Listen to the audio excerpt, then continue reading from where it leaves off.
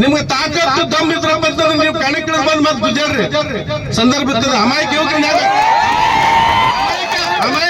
ಯಾಕೆ ಬಲಿಪಶು ಮಾಡ್ತೀರಿ? ನಿಮ್ಮ ಮಾತುಗಳನ್ನ ಕೇಳಿ ಅಮಾಯಕರು ಬಲಿಪಶು ಆಗ್ತಾರ. ನೀವು ಅಂತ ಸಂದರ್ಭದಲ್ಲಿ ಯಾರು ಇರೋದಿಲ್ಲ. ಮಾತಾಡಿದ್ರೆ ಮುಸಲ್ಮಾನರಿಗೆ ಅನುದಾನಗಳ ಬಗ್ಗೆ ಮಾತಾಡ್ತಾರ. ಈ ದೇಶದಲ್ಲಿ ಈ ರಾಜ್ಯದಲ್ಲಿ ಮುಸಲ್ಮಾನರು ಟ್ಯಾಕ್ಸ್ ಕಟ್ಟಲ್ಲ, ಅವ್ರದ್ದು ಪಾಲಿಲ್ಲ. ಈ ದೇಶಕ್ಕೆ ಸ್ವಾತಂತ್ರ್ಯ ಕೊಡೋದ್ರಲ್ಲಿ ಅವ್ರದ್ದು ಕೂಡ ನಮ್ಮ ದೇಶ ಪಾಲಿತ್ತು, ಅಷ್ಟೇ ಅವ್ರದ್ದು ಕೂಡ ಪಾಲೈತಿ. ತಿಳ್ಕೊರಿ ಯತ್ನಾಳವ್ರೆ, ಮಾತಿ ಬಂದಂತೆ ಮಾತಾಡೋದಲ್ಲ. ನಿಮ್ಗೆ ಅಷ್ಟಾಕೈತಿ ವಾಸ ಮಾಡಕ, ಅವ್ರಿಗೆ ಅಷ್ಟಾಕೈತಿ ಅವ್ರ ಹಕ್ಕುಗಳನ್ನು ಕಸ್ಕೊಳಕ. ನಿಮ್ ಕಡೆಯಿಂದ ಆಗಲ್ಲ, ನಿಮ್ ತಾತರ ಕಡೆಯಿಂದ ನಿಮ್ಮ ಮಕ್ಕಳು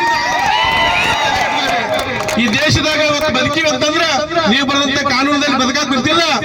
ನಮ್ಮ ಅಜ್ಜ ಡಾಕ್ಟರ್ ಬಾಬಾ ಸಾಹೇಬ್ ಅಂಬೇಡ್ಕರ್ ಬರೆದಂತ ಕಾನೂನು ಇದು ನೆನ್ಪಿಟ್ಕೊಳ್ಳಿ. ನೀವು ಇಷ್ಟಕ್ಕೆ ನಿಮ್ನ ಸರಿಯಾಗಿ ಬರ್ತಾರಂತ ತಿಳ್ಕೊಳಕ್ ಹೋಗ್ಬೇಡ್ರಿ. ಪ್ರತಿಯೊಂದು ಮೂಲೆಯಲ್ಲಿ ಎಲ್ಲರೂ ಜಾಗೃತರಾಗಿದ್ದಾರೆ. ಪ್ರತಿಯೊಬ್ಬರು ತಮ್ಮ ಮೇಲೆ ಒಂದು ಕಾನೂನು ಸುವ್ಯವಸ್ಥ ಕ್ರಮನ ತಗೋಬೇಕು ಸರ್ಕಾರ. ಇವರನ್ನ ಪದೇ ಪದೇ ಯಾಕಂತ ಕೇಸ್ಗಳನ್ನ ಹಾಕ್ತಾರ. ಕೇಸ್ಗಳು ಹಾಕಿಂದ ಗುಂಡ ಎಟ್ಟಾಗುತ್ತ. ಅದಾದ ನಂತರ ಏನಾಗುತ್ತಂತಂದ್ರೆ ಇವರು ಕಾನೂನು ಗೌರವ ಕೊಡೋದಿಲ್ಲ. ಇಂಥ ವ್ಯಕ್ತಿಗಳನ್ನ ಗಡಿಪಾರು ಮಾಡುವಂತ ಕಾನೂನು ಹೇಳುತ್ತದೆ. ಕಾನೂನು ಹೇಳೋದನ್ನ ಇವತ್ತು ನಾವು ಕಾನೂನು ಚೌಕಟ್ಟಿನಲ್ಲಿ ಬದುಕಂತವ್ರು, ಅದಕ್ಕೆ ಕಾನೂನು ರಕ್ಷಕರು ಆರಕ್ಷಕರು ತಾವೆಲ್ಲ ಸಮಾಜ ಶಾಂತಿ ಇದ್ದದಕ್ಕೆ ಅವೇಚ ಶಬ್ದಗಳನ್ನು ಮಾತಾಡಿರ್ತಕ್ಕಂಥದ್ದು, ಟಿಪ್ಪು ಸುಲ್ತಾನ್ ಅವರ ಹೆಸರು ತಗೊಂಡಿರ್ತಕ್ಕಂಥದ್ದು, ಔರಂಗಜೇಬದವರ ಹೆಸರು ತಗೊಂಡಿರ್ತಕ್ಕಂಥದ್ದು, ಇದು ಭಾರತಕ್ಕೆ ಮಾಡತಕ್ಕಂಥ ಅವಮಾನ ಅಂತ ಹೇಳಿಕೆ ಬಯಸ್ತೇನೆ ಬಂಧುಗಳೇ. ಮಿಸ್ಟರ್ ಯತ್ನಾಳ್ ಅವರೇ, ಬ್ರಿಟಿಷರಿಗೆ ಕ್ಷಮಾಪಣೆ ಪತ್ರ ಬರೆದು ಬ್ರಿಟಿಷರ ಬೂಟು ನೆಕ್ಕಿದ ನಾಯಿಯನ್ನು ಪೂಜಿಸುವಂತ ಇವತ್ತು ಇಡೀ ಭಾರತದಲ್ಲಿ ಬ್ರಿಟಿಷರಿಗೆ ನರಕ ಹುಟ್ಟಿಸಿ ಬ್ರಿಟಿಷರಿಗೆ ಎದೆ ನಡಗಿಸಿದಂತ ಟಿಪ್ಪು ಸುಲ್ತಾನ್ ಎಲ್ಲಿ ಮಿಸ್ಟರ್ ಯತ್ನಾಳ್ ಅವರ ಬಗ್ಗೆ ಮಾತಾಡಬೇಕಾದ್ರೆ ಬಹಳ ಎಚ್ಚರಿಕೆಯಿಂದ ಮಾತಾಡಬೇಕು. ನನಗನ್ಸುತ್ತೆ ಬಹುಶಃ ಯತ್ನಾಳ್ ಅವರಿಗೆ ತಿಳುವಳಿಕೆ ಕಡಿಮೆ ಇದೆ, ಜ್ಞಾನ ಕಡಿಮೆ ಇದೆ. ಹಾಗಾಗಿ ಅವರು ಸಾಕಷ್ಟು ಇನ್ನೂ ತಿಳ್ಕೋಬೇಕು, ಓದ್ಕೋಬೇಕು. ನೂರಾರು ಹಿಂದೂಗಳನ್ನು ಕೊಂದಿರ್ತಕ್ಕಂಥ ಹೇಳಿದ್ರಲ್ಲ ಮಿಸ್ಟರ್ ಯತ್ನಾಳ್ ಅವರೇ, ಅವರು ಕೊಂದಿರ್ತಕ್ಕಂಥ ಹಿಂದೂಗಳು ಯಾರಂತ ನಿಮಗೆ ಇತಿಹಾಸ ಗೊತ್ತಾ? ಹಿಂದೂ ಹೆಣ್ಮಕ್ಕಳನ್ನ ವೇಷವಾಟಿಕೆಯನ್ನು ಮಾಡಿಸುತ್ತಾ ಅವರ ಮೇಲೆ ದಬ್ಬಾಳಿಕೆ ದೌರ್ಜನ್ಯವನ್ನು ಮಾಡುತ್ತಾ ಅವರನ್ನು ತಪ್ಪು ದಾರಿಗೆ ಹೇಳ್ತಿರ್ತಕ್ಕಂಥ ಹಿಂದೂಗಳು ಇವತ್ತು ಅಂತ ಹಿಂದೂಗಳ ಹೆಣ್ಮಕ್ಕಳ ರಕ್ಷಣೆ ಮಾಡಲಿಕ್ಕೆ ಅಂತ ಅವಿವೇಕವನ್ನು ಕೊಂದಿದ್ದಾರೆ. ವಿನಃ ಯಾವ ಒಳ್ಳೆ ವ್ಯಕ್ತಿಯನ್ನು ಕೊಂದಿಲ್ಲ ಟಿಪ್ಪು ಸುಲ್ತಾನ್. ಮೊದಲು ಇತಿಹಾಸವನ್ನು ತಿಳ್ಕೊಳ್ಳಿಕ್ಕೆ ಪ್ರಯತ್ನ ಮಾಡ್ರಿ. ಇತಿಹಾಸ ತಿಳ್ಕೊಳ್ಳದೆ ಏನೇನು ಮಾಡಿ ಇವತ್ತು ಈ ದೇಶದಲ್ಲಿ ಬರೀ ಮತ್ತು ದಲಿತರನ್ನ ಮುಸಲ್ಮಾನರನ್ನ ತೇಜಾವರಿ ಮಾಡುವುದೇ ಇವತ್ತು ನಿಮ್ಮ ಉದ್ದೇಶ ಆಗಿದೆ.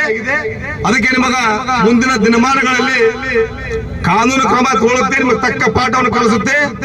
ನಾನು ಈ ಮೂಲಕ ಬಿಜಾಪುರದಲ್ಲಿರ್ತಕ್ಕಂಥ ನಮ್ಮೆಲ್ಲ ಮುಸ್ಲಿಂ ಬಾಂಧವಗಳಿಗೆ ಮತ್ತು SC ST ಹಿಂದುಳಿದ ವರ್ಗ ಎಲ್ಲ ಸಮಾಜ ಬಂಧುಗಳಿಗೆ ಇಂಥ ಒಂದು ಕೋಮು ಪ್ರಚೋದನೆ ಎಬ್ಬಿಸುವಂತ ಅವಿವೇಕಿಗಳಿಗೆ ವೋಟ್ ಹಾಕಬಾರ್ದು ಅಂತ ಹೇಳಲಿಕ್ಕೆ ಬಯಸ್ತೇನೆ.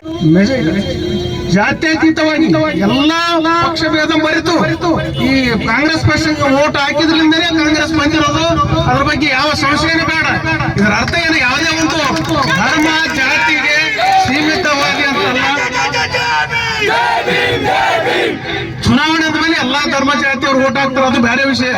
ವಿಶೇಷವಾಗಿ ಈ ಸಾರಿ ಚುನಾವಣೆ ಕಾಂಗ್ರೆಸ್ ಬರಬೇಕಾದ್ರ ದಲಿತರು ಅಲ್ಪಸಂಖ್ಯಾತರು ಅಂದ್ರೆ ಮುಸ್ಲಿಮರೇ ಕಾರಣ. ಅದ್ರ ಬಗ್ಗೆ ಯಾವ ಸಂಶಯನೂ ಬೇಡ. ಅಂತ ಪರಿಸ್ಥಿತಿಯಲ್ಲಿ ಈ ಬಿಜೆಪಿಯವರು ಅಧಿಕಾರದಲ್ಲಿ ಇಲ್ಲದಿದ್ರು ಸಹಿತ ಎಲ್ಲೋ ಹೋಗಿ ಕೋಮುಗಲ್ಲ ಬೆಳೆಸೋದು. ವಿಶೇಷವಾಗಿ ಈ ಬಸನಗೌಡ ಪಾಟೀಲ್ ಯಾತ್ರಾಳಂತೂ ಬಹಳ ಮಿತಿ ಮೀರಿ ಬಿಟ್ಟಿದೆ. ಬಾಯಿಗೆ ಬಂದು ಮಾತಾಡೋದು. ಈ ಬಿಜೆಪಿಯವರು RSS ಹಿನ್ನೆಲೆ ಉಳ್ಳವರು ಈ ದೇಶದಲ್ಲಿ ಇರತಕ್ಕಂಥ ಪ್ರತಿಯೊಬ್ಬ ಪ್ರಜೆಗೂ ಸಮಾನದ ಹಕ್ಕಿದೆ. ಪ್ರತಿಯೊಬ್ಬರು ಭಾರತೀಯರು, ಈ ನೆಲದ ಮೇಲೆ ನಿಂತವ್ರು ಎಲ್ಲರೂ. ಅದೇನೋ ಬಸನಗೌಡ ಪಾಟೀಲ್ ಯಾತ್ರಾಳನ್ನ ಇದು ಅವ್ರದ್ದು ಗಳಿಸಿದ್ದ ಅವರ ಅಪ್ಪ ಆಸ್ತಿ ಅಲ್ಲದ ದೇಶ. ಅದು ನೆನಪಿಡಬೇಕು.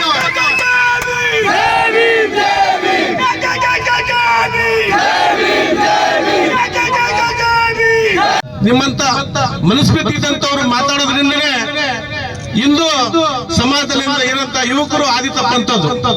ಉದಾಹರಣೆಗೆ ಸಿಂದಗಿಯಲ್ಲಿ ಇರುವಂತ ಒಂದು ತಹಸೀಲ್ದಾರ್ ಕಾರ್ಯಾಲಯ ಮೇಲೆ ಪಾಕಿಸ್ತಾನ ಧ್ವಜ ಯಾರು ಪರಶುರಾಮ್ ವಾಗ್ಬೇರೆ ಇವತ್ತು ಯಾರು ಮುಸಲ್ಮಾನ್ ಹೇಳಿಸಿದ್ರ ನೀವುಗಳು ಮಾಡೋದು ಹಿಂದೂಗಳ ಮೇಲೆ ಮುಸಲ್ಮಾನ್ ಮೇಲೆ ಹಾಕೋದು, ನೀವು ಒಳಗೆ ಸಂಸ್ಕೃತಿ ಮಾಡೋದು, ಮುಸಲ್ಮಾನ್ ಬಾಂಧವರ ಮೇಲೆ ಹಾಕ್ಬಾರ್ದು, ಸಮಾಜದಲ್ಲಿ ಕೋಮುಗಲಗಳನ್ನು ಎಬ್ಸೋದು.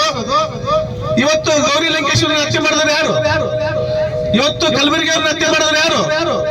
ಇವತ್ತು ಪರಶುರಾಮ್ ವಾಗ್ಬೇರೆ ಅವರು ಒಂದು ಪತ್ರಿಕೆಯಲ್ಲಿ ಹೇಳಿದ್ರು, ಅವರು ನಾನು ಅವ್ರ ಮಾತುಗಳನ್ನು ಕೇಳಿ ನಾನು ಎಮೋಷನಲ್ ಆಗಿ ಇಂತ ಒಂದು ಕೃತ್ಯಗಳನ್ನ ಮಾಡಿದ್ದೇನೆ ಅಂತ ಹೇಳಿ.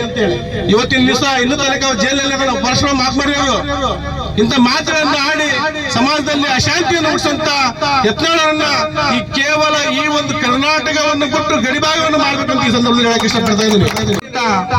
ಒಂದು ಸಭೆಯಲ್ಲಿ ಯತ್ನಾಳ್ ಅವರು ಅವೇಚ್ಯ ಶಬ್ದಗಳಿಂದ ಟಿಪ್ಪು ಸುಲ್ತಾನ್ ಅವರನ್ನ ಅವೇಳನ ಮಾಡಿದ್ದಾರೆ.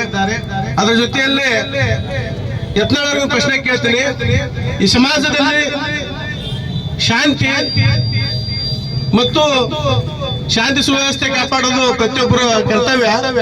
ಅಂತ ಸಂದರ್ಭದಲ್ಲಿ ತಾವು ಇಂಥ ಒಂದು ಪದಗಳನ್ನ ಬಳಕೆ ಮಾಡಿರಿ, ಸೂಳೆ ಮಗನ, ಆ ಮಗನ, ಈ ಮಗನ ಅಂತೇಳಿ ಅದನ್ನು ನಾವು ಖಂಡಿಸ್ತೀವಿ ಈ ಸಂದರ್ಭದಲ್ಲಿ. ಜೊತೆಯಲ್ಲಿ ಈ ದೇಶದಲ್ಲಿ